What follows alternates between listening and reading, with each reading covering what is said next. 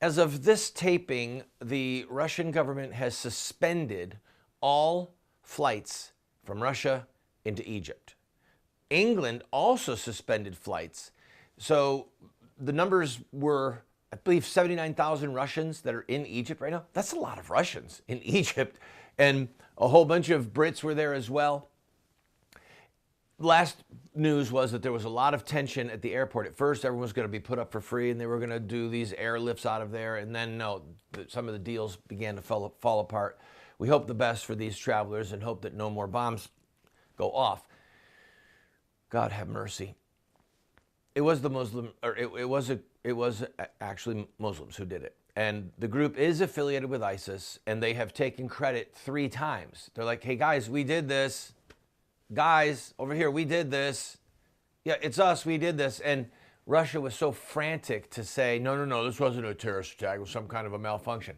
They found the black boxes, and there was in fact the sound of an explosion, the end, and American satellite imagery picked up a flash from the airplane when the bomb went off, and those souls were dispatched into eternity. They're following the shadow. They're living in the shadow of Muhammad.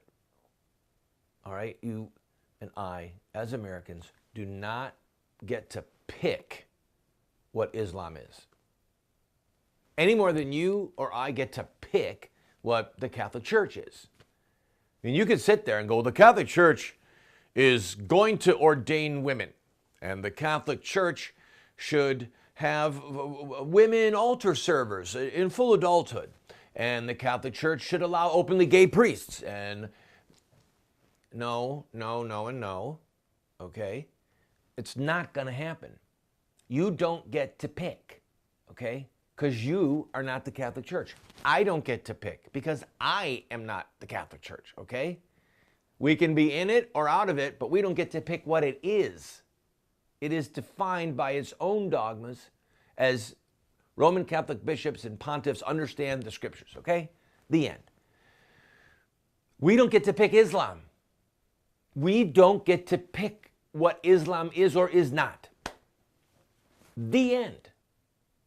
They get to pick based upon their scriptures, based upon their historic record of Muhammad's life. I have friends who say to me regularly, but Randall, what about Muslims who don't want to hurt us? What about Muslims who just want peace? And you know what my answer to them is? Oh, you mean the bad Muslims? Do you understand? Do you understand what I'm saying? Jihad is a part of how Islam is spread. If you want to do your own research, you can read the books that I'm constantly telling you about on this program. You can read Ibn Ishaq, Al-Tabari, Ibn Kathir. You can buy them. You can buy Sahih Muslim, the Hadith collector of Muslim, or Sahih Bukhari, the Hadith collector. Tons of Hadiths. Don't read a book that somebody wrote 4 years ago about Muhammad.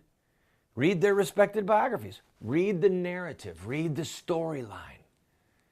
So if you studied the life of Mother Teresa of Calcutta, and you just poured over her life, and you're a young girl and you're 16, 17, 18 years old, what do you think reading the biography of her life written by those closest to her, or reading her diary? They actually took some of her writings and have put them in books, okay, about her struggles, the dark night of the soul, times when she was like felt like God had abandoned her, but she kept going on serving people in the name of Jesus.